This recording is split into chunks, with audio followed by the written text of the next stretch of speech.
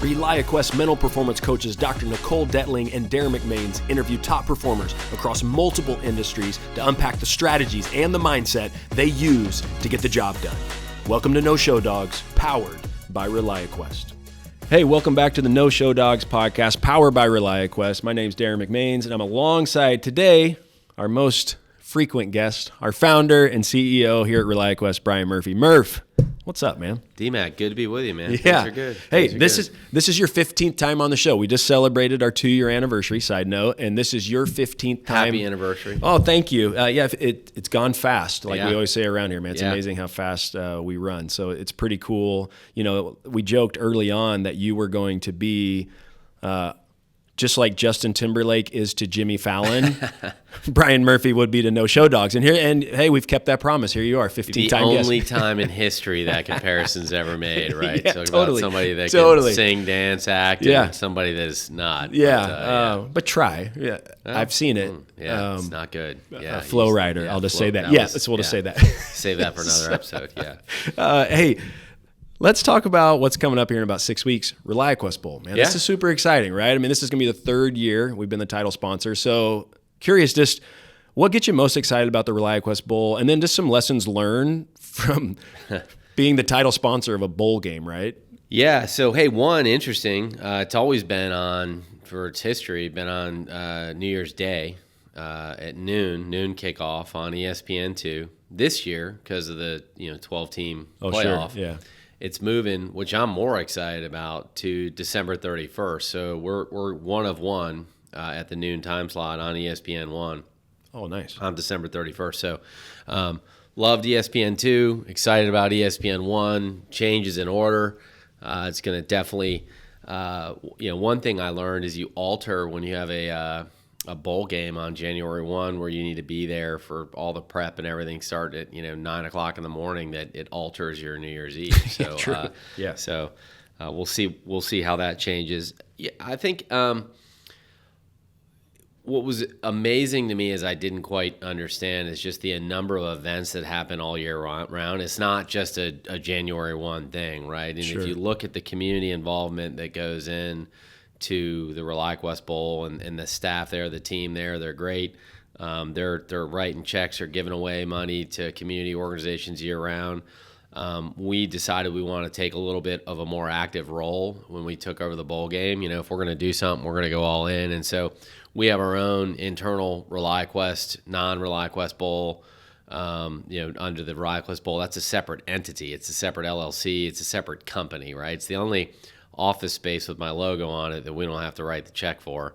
And so we have our own internal ReliaQuest team of volunteers that go around and have our street teams. They'll show up to Little League games and flag football games and Lightning games and NFL games and just show up around the community giving away ReliaQuest Bowl swag, football, hats year-round.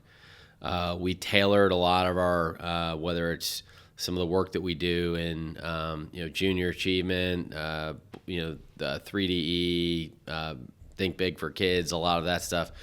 We started putting together throughout the year kind of school supply bags that we'll deliver on behalf of the ReliaQuest Bowl. So we'll pick schools and go deliver to them. So it's year-round, and the bowl game, the entity, the ReliaQuest Bowl, Inc., they've got their summer splash event, they've got the gala, so they're just different things. At the signing, coaches signing, you've got the kind of big sponsor happy hour. So you just start to slate in this other roster of events that you didn't have before, which are all fun. The other thing that's been just surprising to me is the history of it, of the bowl game, and how much the community really rallies around it. And I was startled the first year of just the number of stories of people connecting to, of my father was a referee here, or my father, worked this, or my mom did this for 15, 20 years, and now I'm doing this 15, 20 years. So it's really interesting in the bowl game.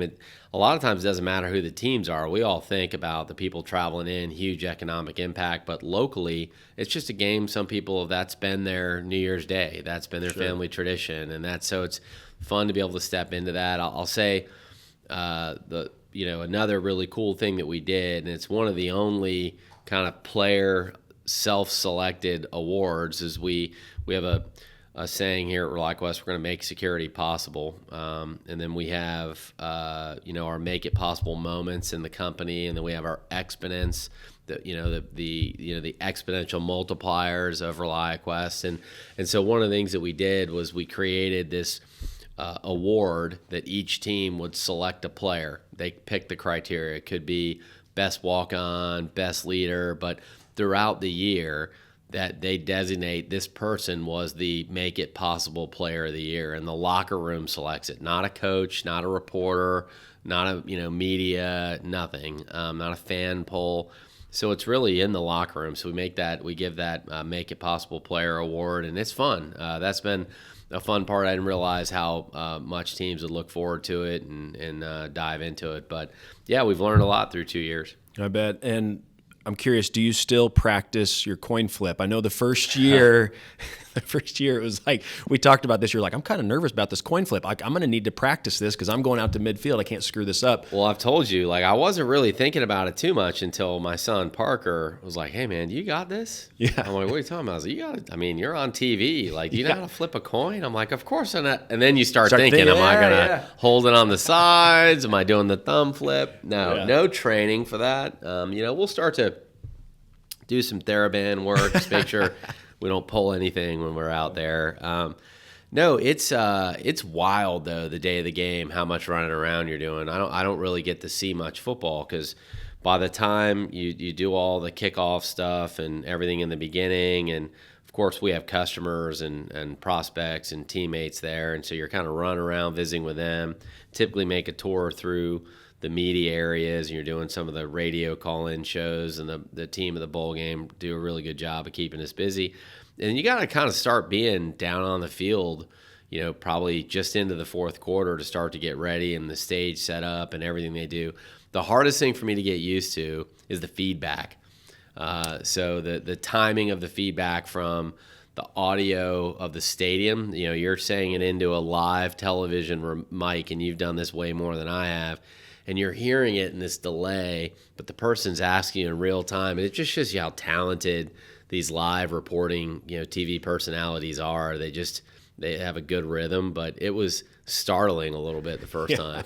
I know the first time I ran into that, we were doing player introductions at the very beginning of the year, and they wanted us to introduce ourselves to the fans, right? It was opening day, whatever. And so I just remember doing it, and it's like, hey, and then you hear the hey, and all of a sudden it's like, my name is, yeah. You start talking, you're like, who? And then they're like, this poor kid, I don't know if he ever went to school, he is from Arkansas. I'm like, hey, easy, Everyone's like, well, we're not winning this year. That guy's out there. So, no, I can appreciate that. That's good, man. Definitely looking forward to the bowl game again. It's so much fun. Well, hey, let's jump into where we're headed today. And where we're headed today, what kind of put this one in motion was we got a really cool email that just fired us up. I just remember you and I going back and forth, this is what it's about. This is the coolest thing, because doing a podcast sometimes feels like a message in a bottle. I don't know who's going to hear this. I don't know who needs to hear it. I don't know if anybody's going to put this into their daily life, or, how they're going to use this going forward. You just throw it out in the ocean and off you go. And so it's always great when we get something back, when we hear that someone that has listened and one of our subscribers shares kind of what they did with it. So it's really cool. So I just want to read this email that this person sent, and then it'll kind of kick us off for where we're going. So this is how they started it. Just wanted to share some news with you. After a long road of bumps and bruises, today I closed on the purchase of a certain company. I want you to know how much your podcast / advice has meant to me as I fought through this process. I had several moments that I was ready to quit, give up, and learned a lot. Your authentic, gritty business stories you shared on these podcasts helped me push through and persevere, which got me to where I am today. And then here's the best part for me. I celebrated for all of 5 seconds and got right back to work. Thanks for sharing your story of entrepreneurship. And this, to me, is the separator around what I think, where I think people get stuck is they get stuck in maybe listening to this or reading a book or hearing some sort of piece of advice somewhere. And they get stuck there and they get excited about the thing they quote unquote learned, right? Because there is a definite little dopamine hit of oh, that's cool. Never thought about that. That's a neat story, right? But the problem is the dopamine hit from that makes you feel good keeps you from going and do the thing that actually is going to change things, right? It's like, I'm all about growth mindset, trust me, as a mental performance coach, but I've never seen a growth mindset change the world. I've seen calloused hands change the world. You know what I mean? Right. So it's like, cool, that's awesome. Growth mindset, what are you going to do about it, right? That's all we care about. And so it's this idea around the action bias or a bias for action, or how we talk about it here, just do the thing, right? Yeah. And so just to level set, right? Action bias is the instinct or the belief that doing something is better than nothing, right? We prioritize action over inaction. It's the tendency to think that value can only be realized through action, right? And so I know as a founder, entrepreneur, this is how you operate. You have a bias for action.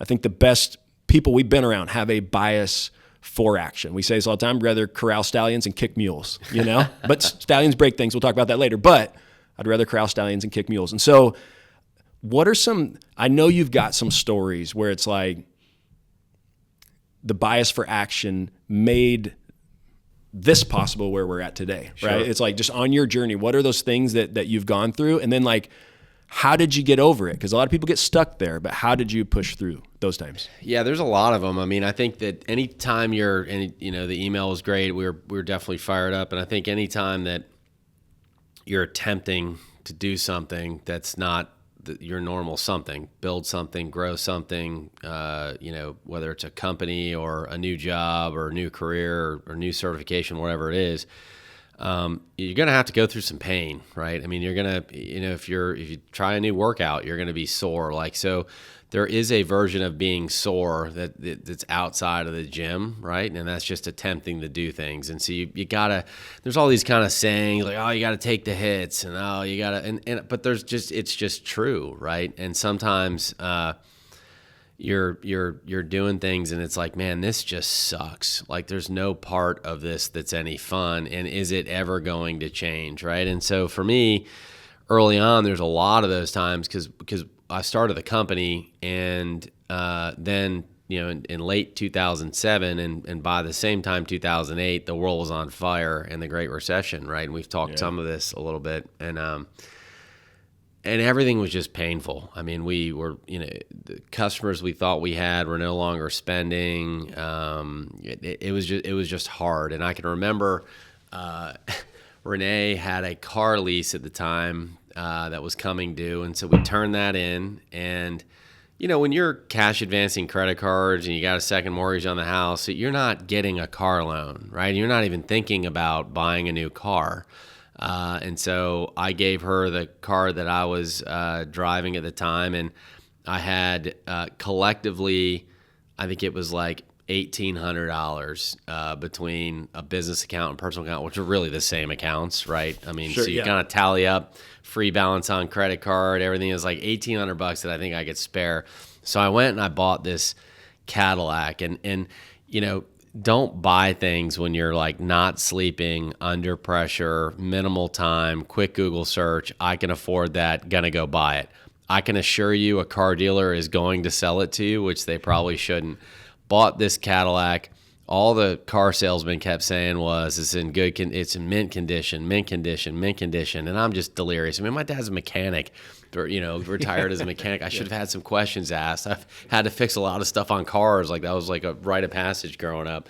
And I just was a little delirious. Well, it broke down on the way, driving away from the dealership. It overheated. And so that was the beginning of my journey with this car. And so had no AC. I would drive behind Raymond James Stadium. There's a guy that would recharge the Freon, and I would like pay $20. It was the summer, so you're driving around in a suit, sweating, and so, I'm like, it can't get worse. I mean, it like leaked everything, and when it rained, it like water got in the car. It was terrible, but I had no other choice, right? It's the illusion of choice.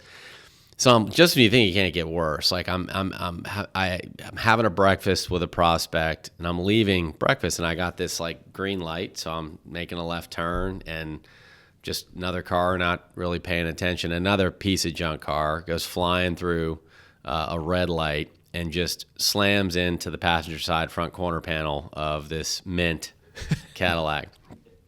The only thing this 1999 Cadillac, like STS or something, had going for it was the body didn't look terrible from the outside. So here's the front quarter panel dangled in, headlight laying on the ground. The person's jumping out, and they go right into the, oh, you were turning wrong. I'm like, I remember it was like rock bottom, and I'm looking around, and people run up to me. I saw the whole thing. Let's call the cops. And I just looked at this person, and I'm thinking, there's no way they have insurance. I have another meeting I have to be at like this, and this person ended up being a customer. We won the business later that day that helped me make payroll and kind of survive. The person you're going to see. That I was going to see, and I didn't want to be late. So I just looked at this person. I said, you know what? This right here is a moment in my life. I get a sense this is your whole life. Like you're in these moments all the time. This is a single moment. Just go. Like, just leave. So they got in their car. They drove away. No way. I stuck the headlight, kind of wedged it back into place so it wouldn't dangle. And I drove 30 minutes from Tampa to Clearwater. I pull up. I was going to take this person I'd known for years, take this person to lunch, and we're meeting a little bit about some project that he wanted done. I thought we could do for it. I thought we might have a shot. Not sure. We're kind of a new company. I'm walking out, and he's like, "Let's go grab lunch." I'm like, "Hey, do you want to drive?" And he's like, "Well, my car's around about. You're probably going to want to drive." And he looks over, and he's like, "What? Is that your car?" Like, that's my car. And I'm never going to forget this. He just looks straight at me. He's like, "Are you okay?" He's like, "Is everything all right?"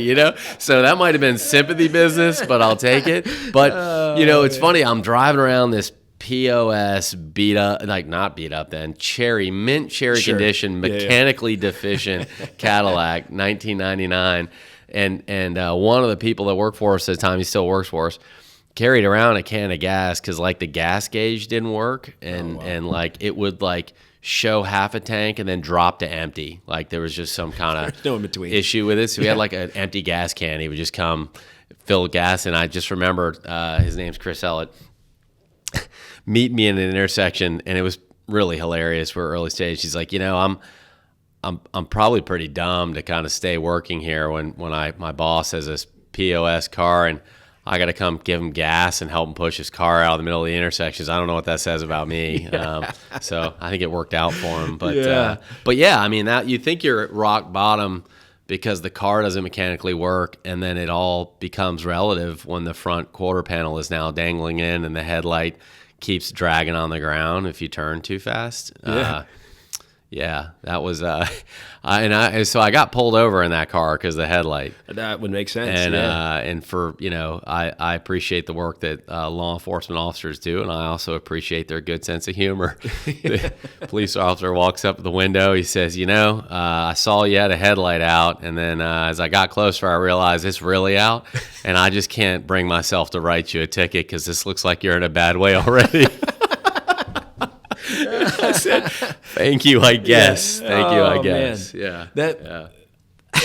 Thank you for sharing that. And that's the bias for action. That's to do the thing, right? It's like there's a customer meeting you have to get to. If I didn't show up, we wouldn't. I mean, exactly. I'm not going to be dramatic. Maybe we're not out of business, but it wouldn't have helped. Sure. It wouldn't have helped. Wouldn't have gotten easier. No Show Dogs is brought to you by ReliaQuest, a global leader in cybersecurity. ReliaQuest helps enterprise cybersecurity teams increase visibility, reduce complexity, and manage risk through its security operations platform, Gray Matter. Powered by decades of experience and streamlined by AI and automation, ReliaQuest exists to make security possible. Learn more at ReliaQuest.com.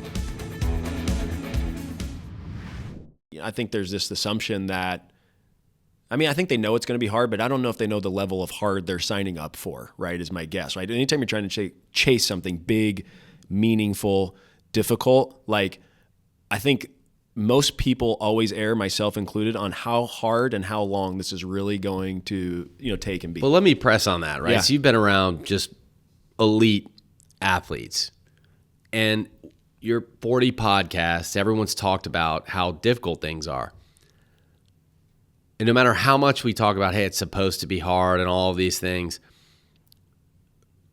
would anyone ever really start it if they truly believed or appreciated how hard it was going to be? Because I can tell you, if you were to go back in time in 2007 when I was sitting down with Renee and say, hey, I'm gonna do this thing, if I put on like some Apple Vision Pro goggles and saw everything I was going to have to go through for the next, 14 or 15, I can tell you, if Renee and I watched that story together, she's like, oh, hell no. Like we are not doing that. So there's almost an element of you don't want to almost know how hard it is.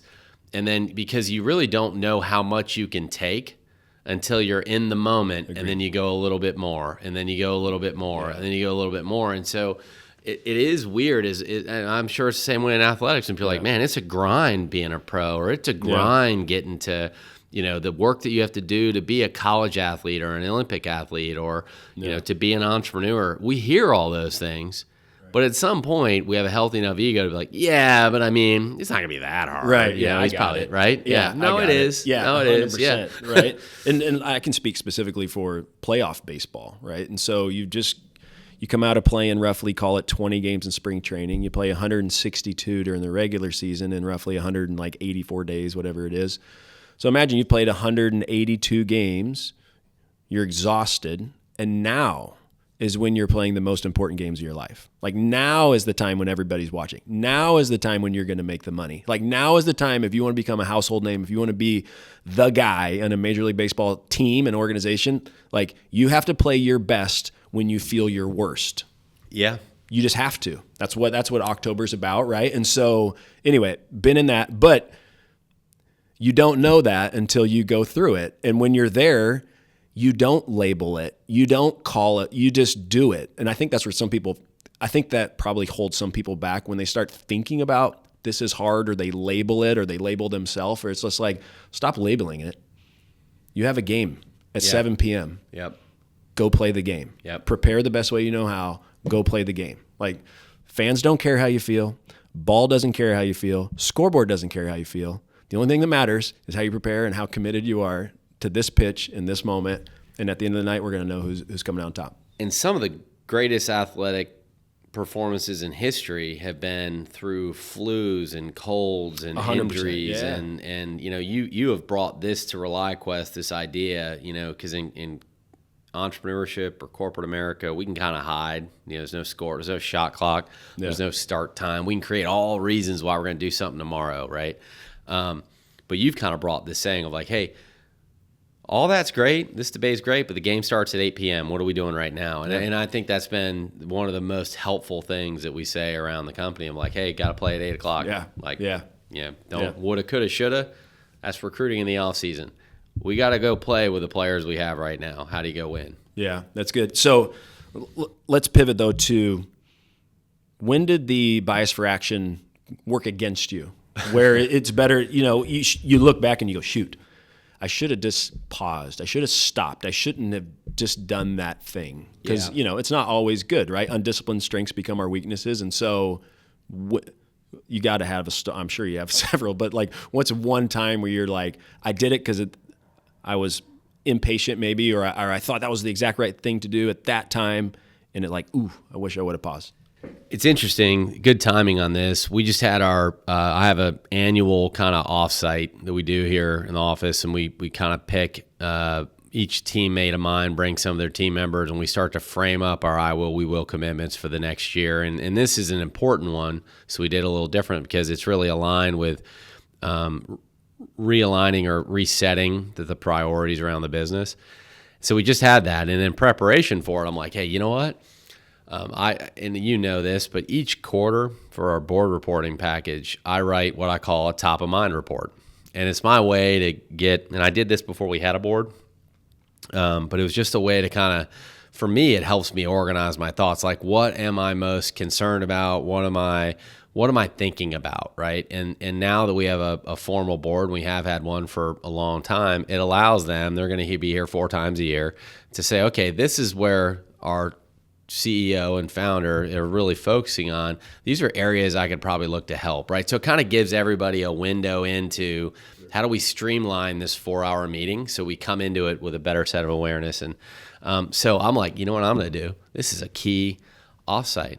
So I've been writing these things once a quarter for over 10 years, so 12, 13 years, something like that. So I've got 40, 50 of these things saved in different places. I'm like, I'm going to read them. And I thought I would read like all the good decisions that I made over those years. And like, I'm going to take some notes and we'll be able to say, because of this vision was at this time, the outcome came over here. And what I found was how wrong I was, like how many errors I've made, brutally dumb things. Like, and I can kind of draw a line across, some themes of where I was wrong. One of the themes is in hiring, recruiting, right? Hiring. Hiring the second or third or fourth choice, probably not going to work out well. You may want to step away from that. Stop. So if you have any doubt before you hire somebody, don't hire them. And we talk about this. You talk about this in whether it's college recruiting or pro sports recruiting. They go into the recruiting process looking for a reason not to recruit the person. And I think in corporate America, we have hey, I got to get that filled. I want to hire this. When we should really think the same way. For the benefit of that individual and the open position, it's got to be a right fit. So I think I found that I made a lot of errors there.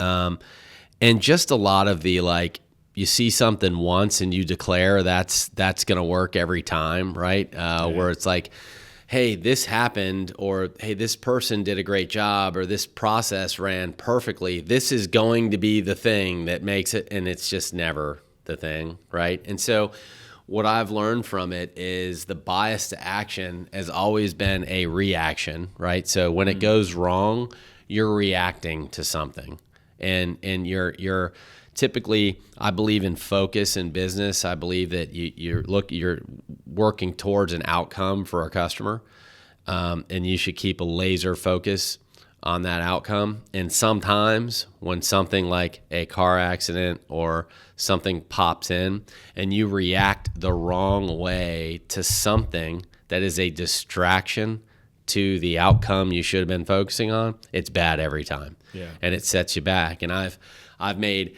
hiring decisions that have cost us is a blip, a moment, but probably momentary $100 million in valuation, right? Just one, slow down momentum in a sales function, or, lose momentum in marketing, or, that can cost you big time money. It can cost you momentum, and momentum matters in business. And so what I look for now, as I've kind of said this to you before, is about what I'm about to do or what I'm about to say, or my reaction helpful to the focus of the business or the focus of what I'm doing right now. And so the bias to action can get you in a lot of trouble. Yep. Sometimes close your mouth. Just close your mouth, let it lie, right? And there's been plenty of times where I just shut up, sit in the moment we're in, sleep on it, and then generally, whether it's an individual or a process or something that went wrong, the next day it's kind of like somebody else is thinking about it too, and the idea comes and the opportunity to correct presents itself. So, yeah, I always say wait is my least favorite 4-letter word, but sometimes I just need to shut up and wait, and that's a hard thing to program when you're used to always just tape up the headlight and go to the meeting. Sure. Yeah. No, and that's.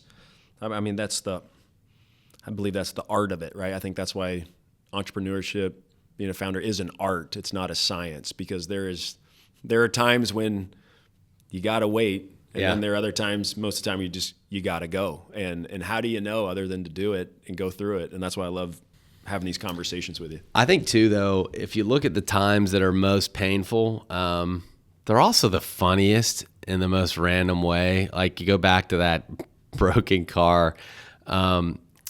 We had at the time that Parker was a newborn, Devin was a little over 3, and Renee would still go on like a Saturday and work a shift at All Children's and speech therapist and NICU, and so I would keep the car she was driving, because we would never put the kids in that car, right? You could see that. Wise. And so I remember the first time she had to drive it, and I felt so bad, but I put the CD in because it had a CD player. Put the Adam Sandler song "Piece of Shit Car" that he did, and so when she turned on the car, that song started. That's funny. That was smart. good. That was a good move. That was good. That was good. She move. said she was crying, laughing, driving to work, and people just thought she was crying because she was driving that car. So but I thought it was funny. Oh, it makes me want to listen to that song right now. That's so good. I mean, you got to learn to laugh. I mean, you got to laugh your way through this, right? Which, I mean, is another point. I mean, shoot, we could go on for. Yeah, but I mean, look, in 17 years, I think our general counsel always tells me when our anniversary is, and when we pass it, I don't. It's kind of like the email said. Oh, we did it. Okay, now back to work. I probably should celebrate those things, but I think we're in it. Might be today, tomorrow, whatever. Yeah, it's coming in November. But if you think about it, I just read back through a good number of 40 plus of those things, and I was wrong most of the time. So, I can be that wrong, and we still had pretty solid amount of success. So they say in baseball, if you hit 200 or 250 or 300, you're all world. Well, business is really the same way. If you find me a business owner, or find me an entrepreneur, or find me a leader that says they're right 8 out of 10 times and they're just lying, right? I mean, you're kind of managing yourself. It's failing. It's like golf. You're failing your way around a golf course and minimizing your failure around a golf course. And that's kind of what entrepreneurship is. Yeah, that's a great way to wrap this up, man. That was outstanding, man. And like always so grateful for you to come in here and share your stories, because I think the cool thing that you do is you talk about just how jacked up it is, right? And how you got to be a little bit or a lot of bit crazy to get through the challenges, get through the obstacles, get through the doubts, get through all those things, but to keep working, right? It's kind of like what we said here. It's like, get right back to work. And I would just say, my guess is because those top of mind reports, you were wrong a lot of the time. The thing that made it right was the work in the execution, 100%. right? It's the execution that makes it right, and being willing to accept that you're wrong. Do you want to be right and risk winning or losing, or are you willing to be? I'd rather be wrong every time and win, than be right every time and lose. Yeah, that's great, man. That's great. Murph, as always, man, thanks for joining us here on No Show Dogs podcast. And I'm just telling you, listeners, if you haven't subscribed yet, today's a great day to do that. And in the meantime, go out and make it a big day. We're going to give away a beat-up 1999. No, I'm kidding. Great to be with you, T. Have a good one, man. Take care.